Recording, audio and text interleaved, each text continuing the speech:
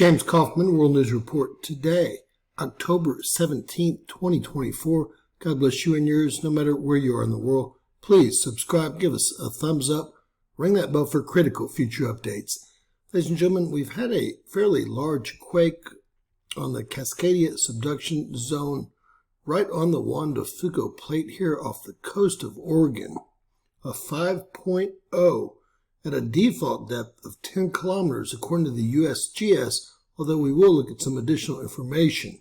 We also have a smaller earthquake here, right inside the North American plate boundary.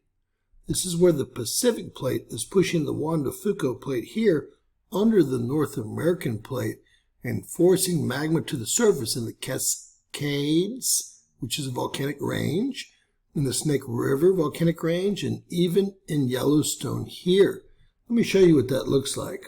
So with justification, this is the biggest worry for folks in the northwestern part of the U.S. and southwestern part of Canada. It's the Juan de Fuca plate here being pushed under the North American plate here by the Pacific plate.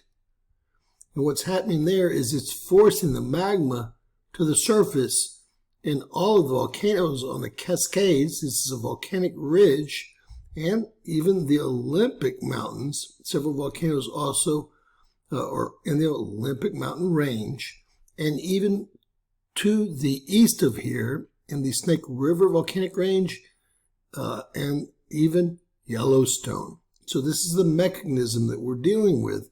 This plate's being pushed under or subsiding and forcing the magma to the top, forcing these volcanoes to eventually erupt. All right, jumping over to volcanoesandearthquakes.com, we see the big quake here, a 5.0 according to the USGS. Germans came in at a 4.9, the Europeans at a 5.0. Everyone's at that default depth. Again, it's right there on that North American Juan de Fuca plate boundary, as you can see. We have a smaller one just inside that, and you can probably see the smaller one now. So let's get some additional information on that quake, and let's go ahead and zoom in before we do that. It doesn't look like there's really any other players in the Juan de Fuca plate being pushed under the North American plate except for these two quakes here. The 5.0 and the 2.4 over to volcanodiscovery.com, a 5.0. And we see it just off the coast of Oregon, folks. And we're going to get some details about this earthquake. All right, about an hour and 5 minutes ago, a 5.0, default depth 10 kilometers, main source USGS, only 2 reports of feeling the earthquake. It was, well, several miles off the coast, but still a very important area, as I showed you. And it only released 477 tons of TNT, or the equivalent thereof. So not as powerful as some of the quakes we've seen, but a very powerful quake in this particular area. Let's compare the earthquake data from different agencies. First we have USGS at 5.0, 10 kilometers, Europeans at 5.0, Germany at 4.9. The International Research Institute on Seismology always follows the USGS, and those are the only 4 agencies covering this Cascadia Subduction Zone earthquake. I did, in fact, check the buoys in the area, which would be right here.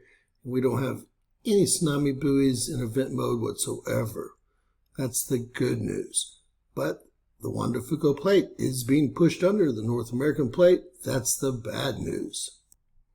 With that said, in my view, this 5.0 here on the Juan de Fuca, i.e. North American plate boundary, is the big deal of the day. We do have a New Madrid and a lot of action around New Zealand and up through Papua New Guinea, with Zealandia, the continent, rising.